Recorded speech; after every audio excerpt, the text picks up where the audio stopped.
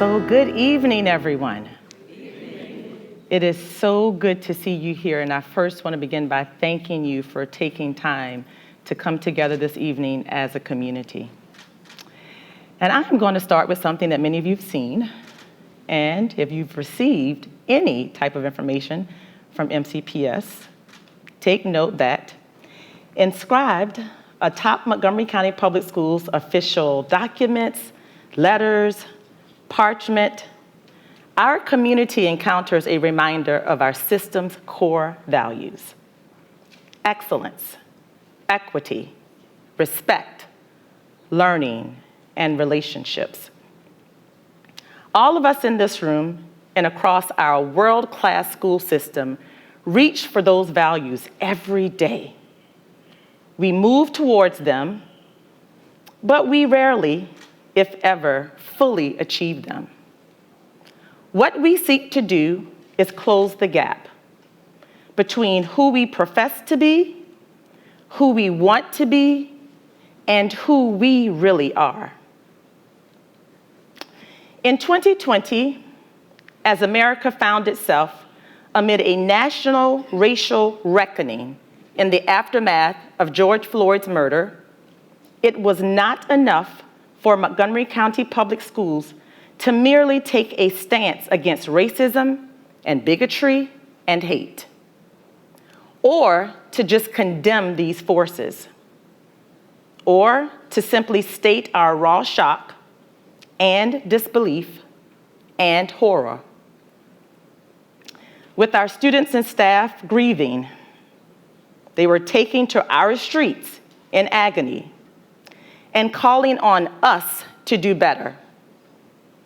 And it would fall flat to stand idly and observe our nation's problems with race and their manifestations in our own community. And floating in that sea of anguish, there was an opportunity right here in Montgomery County Public Schools. An opportunity to examine how close we truly are to who we hope to be. And so that's why we then commissioned the anti-racist audit. Because beneath every stone we turned over, on every indicator of student opportunity, we found undeniable racial disparities that have existed for decades. Disparities that carry with them the weight of shortchanged student potential and unrealized student dreams. And at the heart of why we launched the anti-racist audit, it was a commitment to uncover how our school system's policies, practices, and structures must change, how we must change, so that all 162,601 of our students are wrapped in belonging from the very moment they walk through our school doors. And belonging requires that our schools and classrooms and offices are all places where our values of excellence and equity and respect and learning and relationships all come alive. Then and now, the vast majority of our students and staff embody these tenets every day.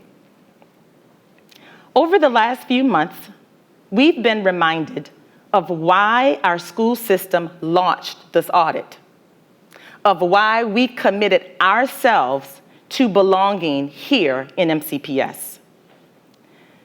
Because the recent actions of a few have shaken us. We've woken up to headlines about heartbreaking incidents in our schools and our community. Students spewing bigoted language degrading the color of their peers' skin, ethnic heritage, gender identity, or faith, drawing symbols of hate that leave their peers shocked, startled, and hurting, and posting profane, homophobic, and outright mean, disrespectful, and ignorant content on social media. Let me be clear. These unacceptable actions have no place in MCPS. They must be called out and not allowed. We're called together today because the unfortunate reality is that these sorts of actions have become more and more common. This year alone, our schools are home to over 1 incident a day on average, a rate that triples what we have seen in the past years and even before COVID-19. So, my friends, we're in 2023, and the reality is that race matters. Religion matters. Disability matters. Gender identity and sexual orientation matter. And they matter at a time when forces of hate and bias continue to tear us apart and pull at the very fabric of our community. At any particular moment, headlines and newscasts detailing the killing of a Black man, the assault of an Asian American, the crude mocking of an individual with a disability, or the defamation of property with messages promoting the exclusion of Jews, can bring a particular form of hate to the forefront of our national discourse. Because events bring with them a real emotional salience. Yet, concentrating at any given point on a particular form of hate does not eliminate the unjust presence of its forms. And let me say that one more time. Concentrating at any given point on a particular form of hate does not eliminate the unjust presence of its other forms. In our own community, some have suggested that our recent focus on combating anti-Semitism comes at the cost of attention to anti-Black racism, anti-LGBTQ+ discrimination, anti-Asian American Pacific Islander hate, anti-disability hate, and the other slew of maladies that we have yet to put to rest in our schools and communities and offices. And I come before you to assure you that this is not the case. And actually, I'll give you an example. If I was out bike riding with 2 students, we're riding along, and one trips over the curb and falls off of that bike, what am I going to do? I am going to stop, and I am going to pay attention to that student who may be hurt. That's what I'm going to do, because that student at that time needs my attention and may need medical attention, but I have to stop and examine what's happening at that very moment. And so that is the same perspective I take in the care and concern for every student in this system. We often talk about equity, and equity does not mean equal. It means providing every child with what they need at that moment. And it's our job to know what they need in that moment. So I want to remind us of that. And I'm also going to ask this question. Raise your hand if you have more than one child. Okay, very good. And they all need something different. So we have to pose the question, how did we get here? For starters, we must acknowledge that the erosion of positive and civil discourse has had real consequences. Our words matter. At their best, what we say and how we say it breathes signs of welcome and affirmation. And at their worst, our words can demean, degrade, and divide. Now, schools alone cannot repair the permission our culture grants words to be weaponized for harm. But we also can't throw our hands up. Walking hand in hand with our families, parents, community, and partner groups, we can stand up and act. Starting at the very top with our district leaders, our school leaders, and me. Stand up and act in our condemnation of these attitudes and actions. Stand up and act in rejection of complacency and in refusal to turn our backs to injustice in any form. Stand up and act with the help of strong systems that alert us when our values have been compromised. We can stand up and act by doing what we do best, educating. We can and must educate one another about the value of our diversity, the importance of inclusivity, and what it takes to bring our students the sense of belonging that I've personally searched for and fought for my whole life. So with that, allow me to speak to you for a moment, not as your educator, nor as your superintendent, but as Monifa McKnight. I am a daughter of the South, many of you know, hailing from Orangeburg, South Carolina. And in Orangeburg, I grew up there, and then there was black and there was white. There was the black side of town and the white side of town. There was the black church and the white church. And on any given Sunday, you could find most of the town in one or the other, but never together. And so growing up in Orangeburg, there was plenty of room for racial ignorance and difference to cloud my potential. But as with so many sons and daughters of the African American community, I grew up with a strong and very fierce mother who herself was one of 11 children. And coming from very little, she went on to cook on the line for all of the students at South Carolina State University, the small local HBCU that I would later attend. And it was amazing to watch her do what she did.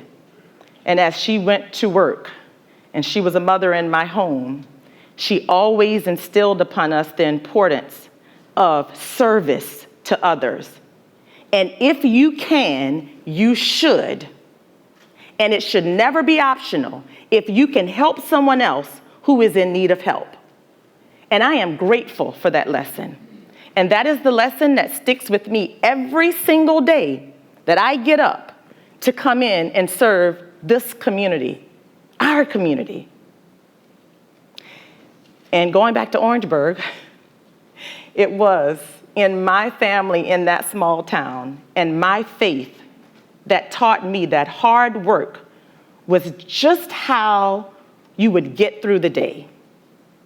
But pair hard work with a servant's heart, and lofty ambitions were then truly possible.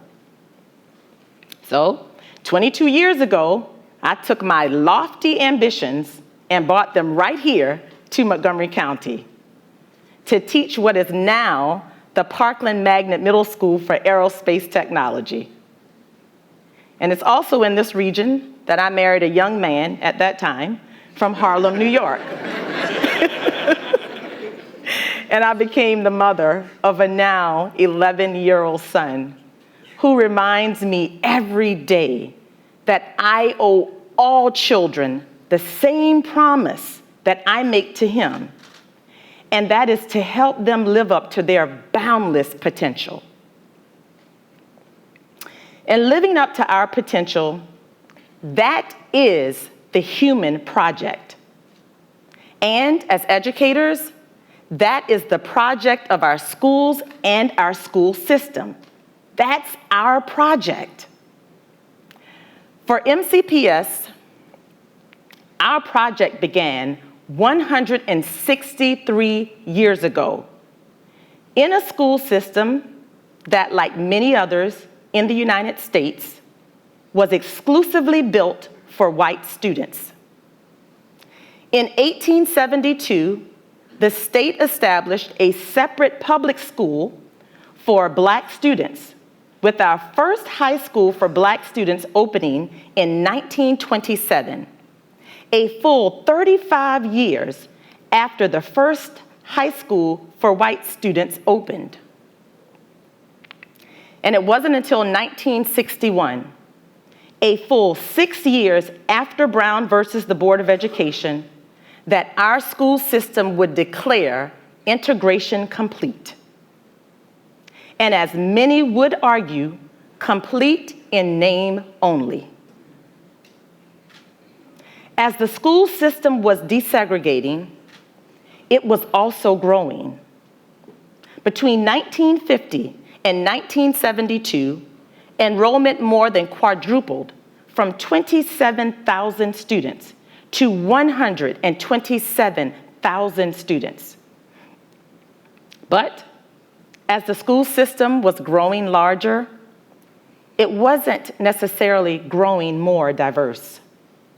When our enrollment peaked in the 1970s, MCPS was still 91% white.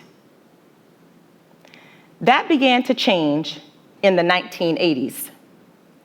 It was then that immigration began to account for a significant amount of the county's growth, and the school system also began to become more diverse as we welcomed more Hispanic and Asian families, while also increasing the share of the African American population.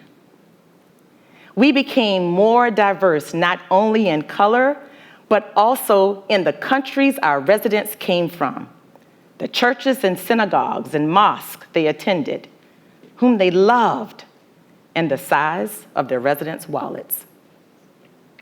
Here, in one of the richest countries in the world, in one of the richest states in the country, in one of the richest counties in the state, poverty started to climb. Montgomery County's embrace of families from across the country and the globe in recent decades has made us one of the most beautifully diverse school systems in the United States of America. As we have grown in difference, we have so often said the right thing, proclaiming our affinity for diversity, codifying policies and regulations of non-discrimination, equity, and cultural proficiency, condemning acts of hate and bias, staging town halls that bring our communities together to bask in our sense of shared pride for our LGBTQ+ community. And in many, many ways, we have done the right thing. As a district, we were early adopters and champions of equity. We've given more resources to our students with more need. Our students have led in affinity groups as members of the Minority Scholars Program, Black student unions, and leadership organizations like MoCo Pride for our LGBTQ+ students, and Empower Her for emerging female leaders. And while all of us, as students, staff members, and community members, have so often done the right thing, we're currently reminded of how far we still have to go. Because we have not always done the right thing by how we have treated one another on the basis of religion, race, disability, sexual orientation, or gender identity. Incidents of anti-Semitic actions against our Jewish students have arisen almost daily in our schools. Students have arrived to school to find Nazi symbols scribbled on their desk, graffiti declaring that Jews are not welcome on their school's marquee, and imitations of the Nazi regime spread across their social media platforms. These incidents mirror what we are seeing across the state and the nation. According to the Anti-Defamation League, the nation saw a 36% rise in anti-Semitic incidents, including a 98% increase in Maryland and a 261% spike right here in Montgomery County. In light of the very real trends that we are experiencing, I have gone out to the Jewish community to listen, to really listen. And I've heard our Jewish students and families open up about the real fear that has overwhelmed them in the face of hate and feelings of dread. Some students have had their kippahs taken off of their heads. Other Jewish students shared stories of their peers taking stereotypes of Jewish people so far as to throw pennies at them. Even the casual mimicking of the same images, words, and symbols that were weaponized for the genocide of Jewish people less than a century ago demonstrates a gross ignorance of history. And for many of our Jewish students, issues painful reminders of personal and family connections to that horrific atrocity. Is it any wonder, then, that some of our Jewish students and staff are genuinely afraid to come to class or to go to work? And they are not alone. We also can't ignore that our staff and students who practice Islam harbor similar worries. Many are concerned that they will be targeted when they put on their hijab or head covering.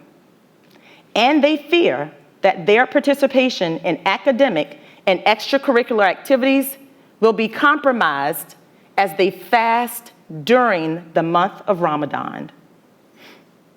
Just as our Jewish community has called on us to incorporate more Holocaust studies into our curriculum, our friends in the Islamic community, the Buddhist community, the Hindu community, and across denominations of the Christian community rely on our schools to provide secular lessons about the virtues, teaching, and ethics of their creed.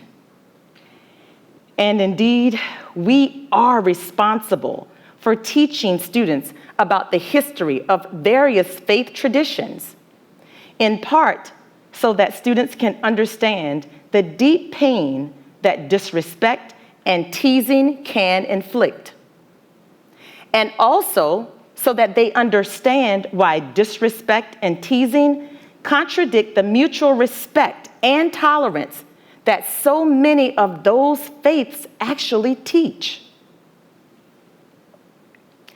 We are painfully aware that prejudice continues to be directed at students in our lesbian, gay, bisexual, transgender, and queer communities.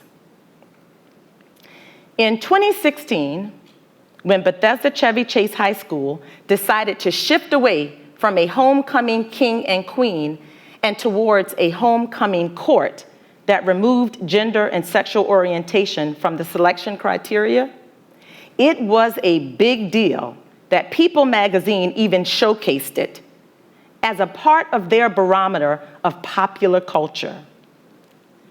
Today, that is the norm And I am proud that Montgomery County helped rewrite that norm. And while that may not be the way that my homecoming was set up, or how my mother's was, I have to ask, why shouldn't it be more inclusive? For some, fear of this sort of difference has created a hostility towards our students in the LGBTQ+ community, making them feel unwelcome or as if they cannot bring their authentic selves into their schools and classrooms, and as if they have to come out and announce their gender or sexual preference because the world silently nags at anyone who differs from a single type of gender expression or love. Recently, some in the media have gone so far as to ask, why does MCPS include text by LGBTQ+ authors and with LGBTQ+ characters in our curriculum? Yet the question should be, why are we just now including these texts in our curriculum? And why has it actually taken so long? The inclusion of texts from a wide variety of authors and a wide variety of characters is an essential element of any world-class library, classroom, or curriculum. Not only for creating a sense of belonging for LGBTQ+ students, but also for promoting understanding and acceptance among all students. And as one student wrote to me, if a young me had been able to read any book with LGBTQ+ characters, I would have accepted who I am sooner and felt less ashamed and less confused. So indeed, let us be a school system in which students are exposed to materials that allow them to feel less shame and less doubt in favor of more pride and more confidence in who they are and what they can achieve. Our students deserve to be filled with that pride and confidence, regardless of gender and sexuality, regardless of religion, and regardless of race. So, we have inherited a system that was designed for white students who lived in white neighborhoods and were taught by white teachers, only later to be opened for all other students. And history matters in how we treat students for whom the system was not originally built. So just as we have inherited those systems, we will now pass down the system and culture and values that our children and grandchildren will inherit. Their futures lie in our hands. And so we must ask the question, what will our legacy be? And in crafting that legacy, our affirmation of Black, Hispanic, Asian, and multiracial students' full humanity must be overcome in the face of serious social inequities. Our school's role in doing so demands that our adults show our students respect and positive regard so that our students, in turn, may cultivate positive self-respect and positive self-regard. Both of these are undermined when institutionalized forces give rise to interpersonal behavior directed towards students as hatred and bias. Epithets and slurs are obvious examples of the wrongful treatment of students of diverse backgrounds in our schools. For too long, African American students have been confronted with the N-word while walking innocently to class. For too long, Asian American Pacific Islander students have dealt with simmering racism that boiled over during the pandemic. For too long, Hispanic students have had to answer unfair questions about places they come from or do not come from. For too long, multiracial students have been told that by not fitting squarely into one category or the other, they lack a place in our schools. And for too long, our students of color have questioned whether our valued police partners were a presence not only to keep them safe, but to also keep them in check. So let me repeat what I said earlier. These unacceptable actions have no place in MCPS. They must be called out and not allowed. Because only then can we begin to disrupt the cycle of pain that have compounded generation over generation, so often stacking hurt upon hurt and trauma upon trauma.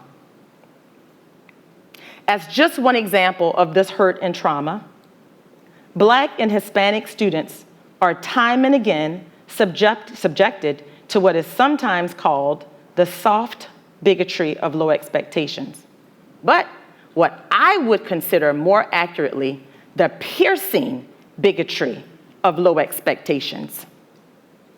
And stemming from that piercing bigotry, some have accused our school system of being in a decadent decline, with our demographic breakdowns as the only evidence they have to point to. What these skeptics see as a source of our decline, I see as a source of our incline. And my challenge to us today is to not just hold that commitment, but to act on that commitment. And to act on it while holding ourselves to the same high expectations that our students so desperately deserve. Now, I am not so naive to think that I can snap my fingers and get rid of hate and bias.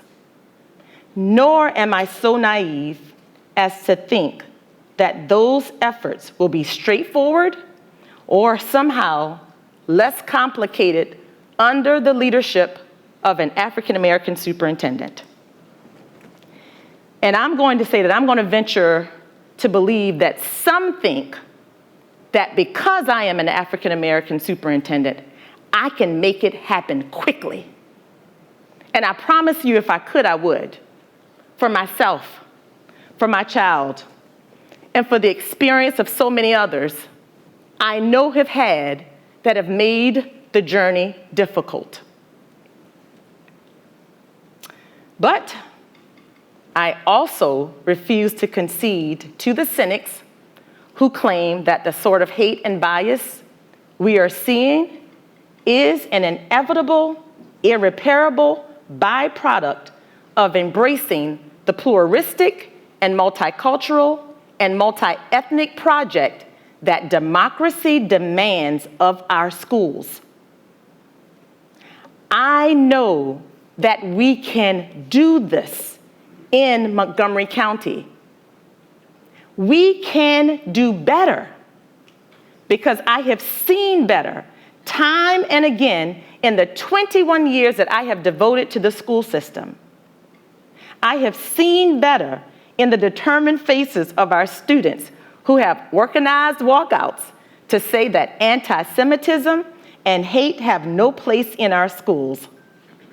I've heard better in the affirmation that our LGBTQ+ students and their peers have offered one another.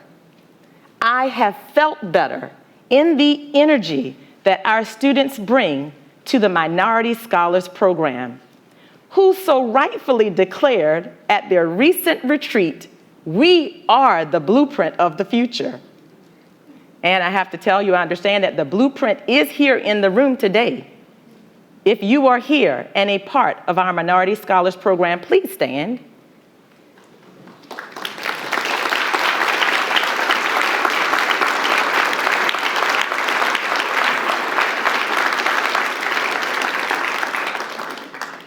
Our students are our model examples. And I often say, if we listen and watch them, we will learn a lot. Thank you, students, for your work, your commitment, your leadership always. And I've gotten to know better in particular students, like Isabella Andrade. She's a senior at Quince Orchard High School, whose parents immigrated to the United States as children from Honduras and Ecuador and enrolled in MCPS schools upon their arrival. Their experience actually inspired Isabella to, in her words, fight to create a school system that was better than the one her parents experienced. Now, 14 advanced placement classes later, and with leadership positions in nearly every major student organization, Isabella has an acceptance letter from Harvard under her belt and leaves behind an indelible legacy stretched across MCPS. Isabella is here and I see her. Could you please stand?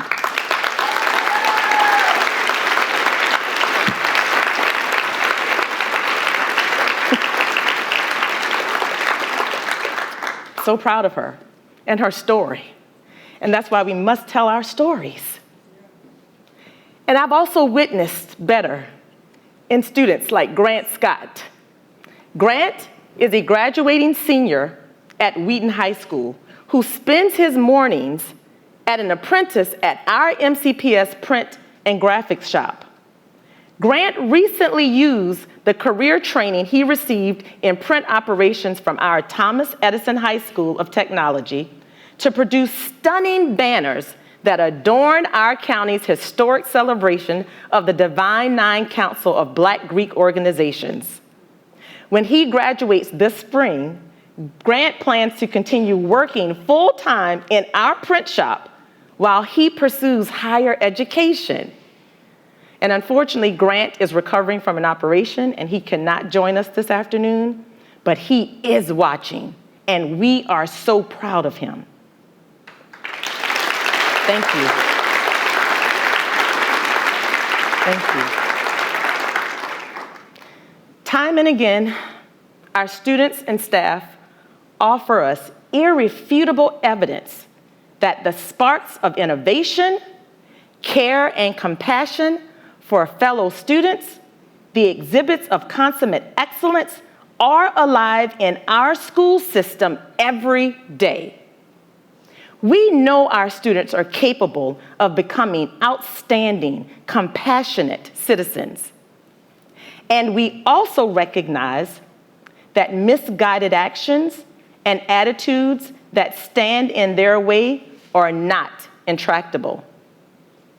Young people do make mistakes. That's a part of growing up. I'm going to ask you to raise your hand if you can think of one mistake you made as a child that you wish you had not. And I'm going to ask you to be honest. And I would expect that that would be every hand in this room. So we all look back on things that were disappointing that we did as children. But I believe that students can change.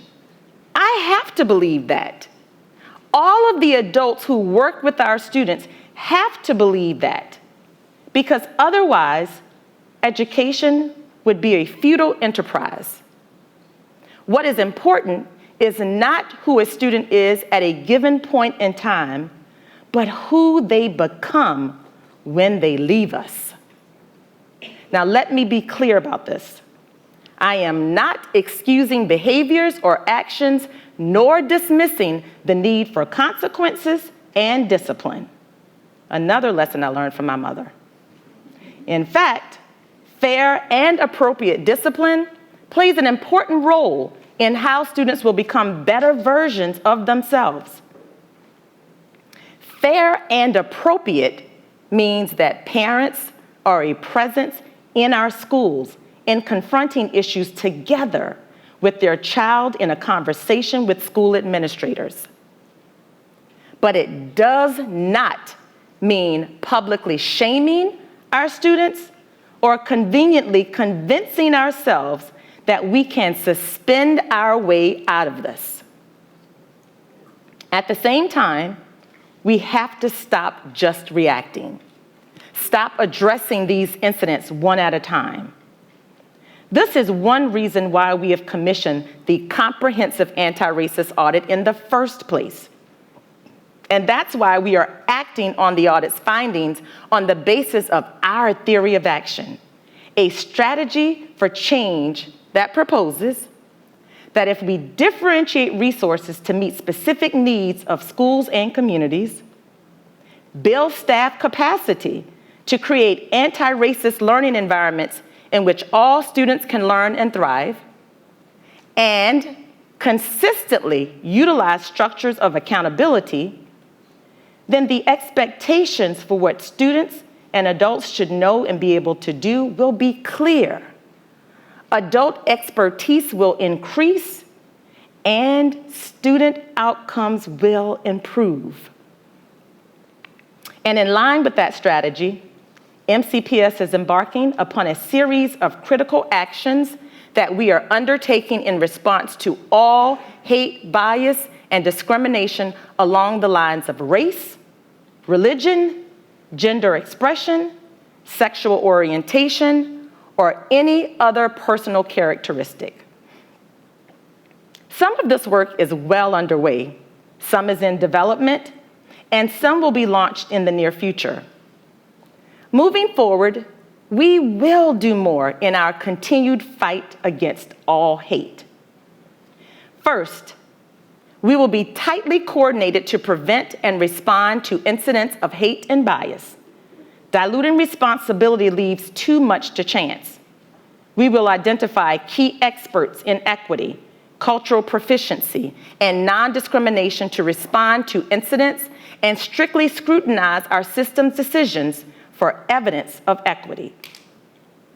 Second, we will continue to deepen our leaders' expertise in anti-racist leadership through training for all central office employees. This is actually underway right now, and it will continue. Third, we will help all of the adults in our school system recognize and respond to hate and bias through training on hate and bias that all staff will engage in for next school year, and we will repeat this every year. Fourth, we have to bring our community to the table always, our whole community. Schools cannot do this alone and should not do it alone. That's why we will put a multicultural advisory group in place to monitor the Anti-Racist System Action Plan, model positive public discourse, and partner with our school system to educate families on how hatred is spread through forces like social media, popular culture, and gaming. Fifth, we will do what we do best: teach. Teach our students about the role that hate and bias has played across history. We are currently revising our 4th and 5th grade curriculum to align with social justice standards and teach students about the role that upstanders and bystanders have played throughout history. All 4th and 5th grade teachers will be trained in how to teach the sort of lessons that will marry historical context and character building, so that we can next make the chapter in history a history one that represents upstanders. And 6, we will establish opportunities throughout our students' school days to learn about these issues. They're going to do that in assemblies, through student advisory boards, and in the classrooms. So there is more to come on the steps that we will be taking as a school system.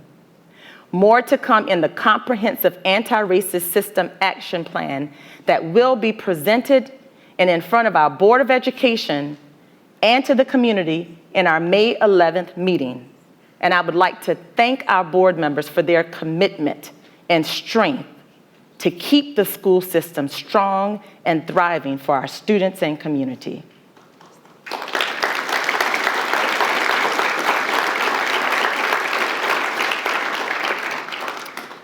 But for now, I want to remind us of two thoughts that Dr. Martin Luther King Jr. left us with. First, in the title of his final book, Dr. King posed a question that we once again confront at this very moment. And that is, where do we go from here? Chaos or community? And today, I am calling on us to opt for community. And to opt for a community that holds sacred a public discourse that our young people can listen closely to and absorb lessons in how to, one, build understanding upon encountering differences, how to shed toxicity in favor of affirmation, and call out and isolate and remedy sparks of prejudice before they actually erupt. Because how we talk to one another holds reverberating implications on the future of our democracy, especially how we talk about race, religion, creed, gender, and sexuality. And second, in 1968, on that famous evening in Memphis, Tennessee, before he was killed, Dr. King further envisioned what community looks like in professing that we as a people will get to the promised land. To Dr. King, the promised land is a community where we no longer need to beg for dignity or justice or belonging, where dignity and justice and belonging are a right, not a privilege. I believe that we can reach the promised land, and I believe that its laboratory is the American schoolhouse, where we work to cultivate the hearts and minds of our young people. As we have seen over the history of our school system, and especially in recent months, there are many negative forces competing for those young hearts and minds, namely the forces of prejudice and self-doubt. Yet we must never tire of fighting to inch ever closer to our values, to instill excellence, respect, and compassion in the citizens of tomorrow, our students. And as a school system, that is our common goal, our common destiny. And it is by having that goal that the central focus of our wonder of what a better future looks like and the hard work to make it a reality, that we must define who we are in that process. And that starts this evening, and it starts with us, every single one of us, and right now, for our children. I thank you in advance for your partnership. I thank you for your understanding, and I thank you for your commitment on this journey that we will walk together and we will be successful in right here in our beloved Montgomery County, and particularly here in our Montgomery County Public School System. Thank you so much for your time this evening. Thank you.